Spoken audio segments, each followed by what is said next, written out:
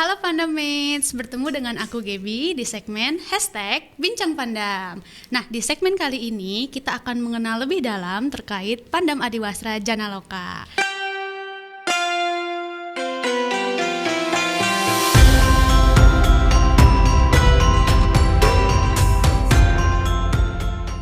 Dulunya mungkin sekitar tahun 18 sampai 1940 mungkin ya. Itu menggunakan warna dari ekstraksi tanaman. Tapi kalau gitu jadi apa ya? Lebih gampang untuk mendapatkan bahannya. Maksudnya kayak ya udah yang di sekitar kita aja. Walaupun memang Betul. Yang paling populer ya seperti warna biru ini ya. Ini kan biru indigo gitu. Biru indigo Ya, dari betul. daun indigo, betul ya? Dari daun indigo. Daunnya bisa lihat Indigo indra keenam Ferrat. ya. Serem dong daunnya itu. Yoi.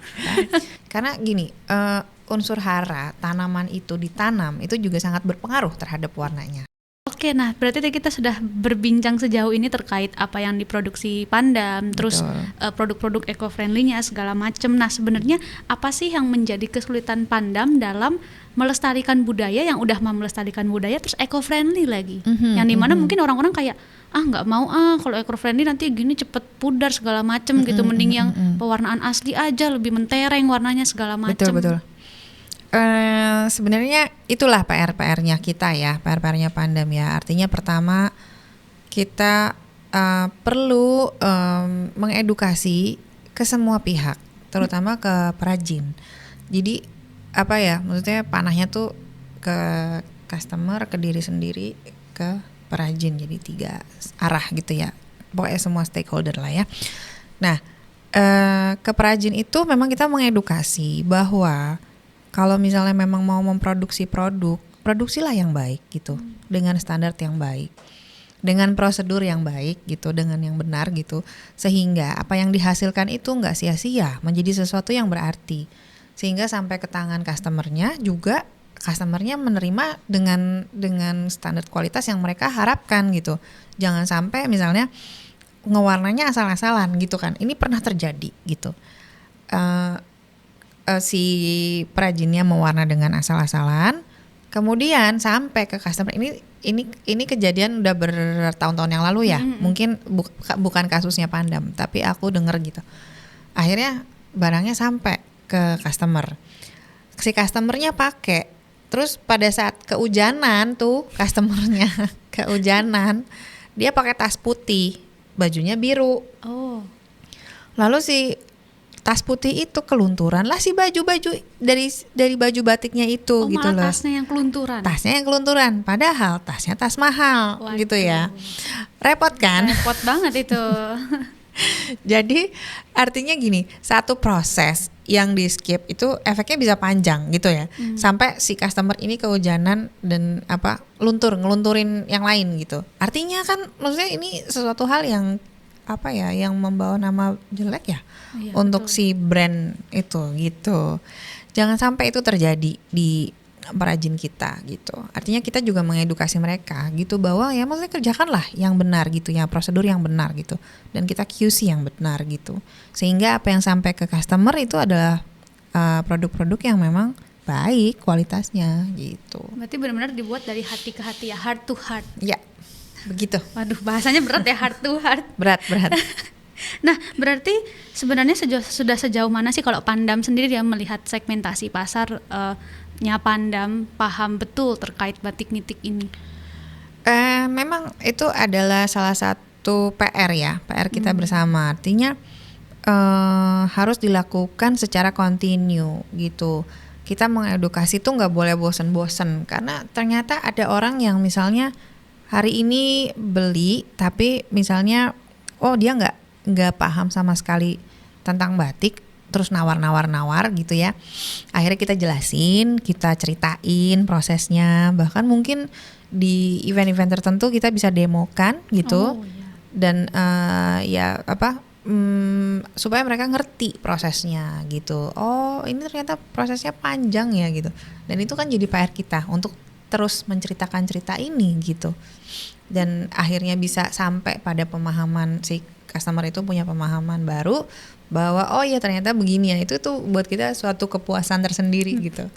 Nah, Pandamits yang masih ngomong kayak kok batik nitik mahal, nah harus mendengarkan ya curahan hati. Gitu. Nah, sejauh berarti tadi sudah Pandam itu berdiri 2 tahun ya? Hampir 2 tahun. 2 tahun lebih dikit. Boleh cerita sedikit dong, spill dikit cerita suksesnya Pandam nih.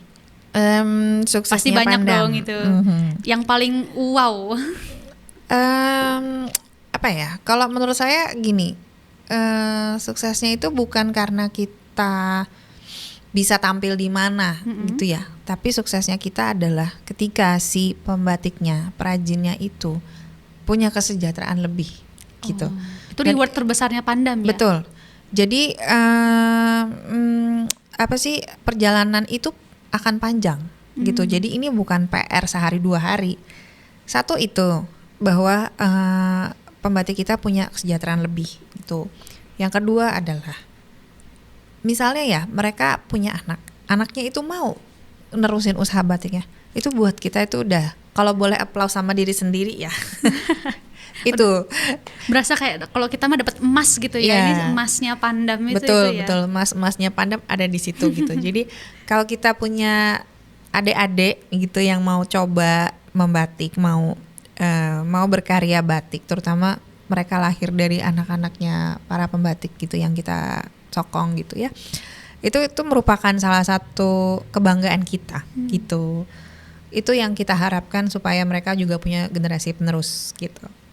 Oke, nah berarti sudah sejauh mana sih ini produknya Pandam itu dipasarkan, khususnya batik nitik ya? Dan sudah bekerja sama dengan siapa aja nih kolega-kolega bisnisnya untuk membantu memasarkan batiknya?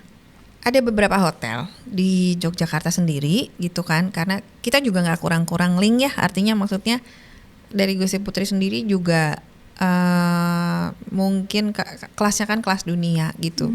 Artinya dari tamu-tamu Pura Pakualam sendiri itu memang banyak yang langganan batik gitu ya. Jadi yang kita justru pertahankan itu adalah dari sisi kualitas gitu. Jadi kalau boleh dibilang sih ini batik ini udah jalan-jalan kemana-mana. Tuh ya buat Pandamits kayak aku mau beli batik nitik tapi aku di luar Indonesia, tenang aja. Ready to send. Ready to send. Ready to send. Abroad. Nah oke, Pandamits itu kita sudah berbincang banyak ya Mbak Mir terkait batik nitik. Nah mungkin sebagai penutup mungkin ada pesan dan kesan nih dari Mbak Mir sendiri untuk Gen Z boleh, untuk terkait batik nitik dan segala macamnya. Pesan saya apa ya, salah satunya gini, pertama sebelum kamu menyukai sesuatu, pelajarilah terlebih dahulu gitu ya. Ketika kamu belajar terutama tentang batik ini sebagai bagian dari budaya kita ya, cobalah gitu, pelajari lebih jauh, telaah lebih jauh, dengerin ceritanya lebih jauh. Apa alasan kamu untuk memilih ini gitu kan, sehingga nanti someday value yang nilai-nilai yang kamu pelajari ini akan kamu bawa ke kehidupan kamu gitu ya. Karena batik ini nggak cuma sepotong kain gitu, tapi banyak cerita di belakangnya. Produk itu sampai ke meja, sampai ke display itu ceritanya panjang gitu kan. Nggak pandan, nggak batik gitu kan. Itu very long story behind, and then kamu taruh di situ, it's just a piece of cloth, tapi ya coba appreciate gitu apa yang proses di belakangnya gitu. Justru dari cerita itu malah yang membuat suatu produk itu jadi makin mahal ya Mbak Mir ya? Makin mahal, makin unik gitu, karena proses yang panjang tadi yang udah ada energinya terkumpul di sini gitu. Betul. Nah itu dia Pandamits terkait batik nitik ya. Semoga dari obrolan kita ini bisa menambah insight Gen Z ya untuk batik nitik ini. Boleh kalau misalnya gini, Pandam sendiri juga ke depan akan mengadakan kelas-kelas, artinya workshop-workshop kecil yang membuat teman-teman ini bisa kenalan gitu dengan batik, boleh dengan nitik atau dengan batik yang lebih sederhana gitu. Nanti ditunggu aja info-infonya. Bisa ditunggu di mana tuh Mbak? Bisa follow di Pandam Adiwastra Janaloka di IG-nya ya, @Pandam Adiwastra Janaloka. Yes, gitu. Dan stay tune untuk kegiatan menarik dari Pandam. Betul. Siap.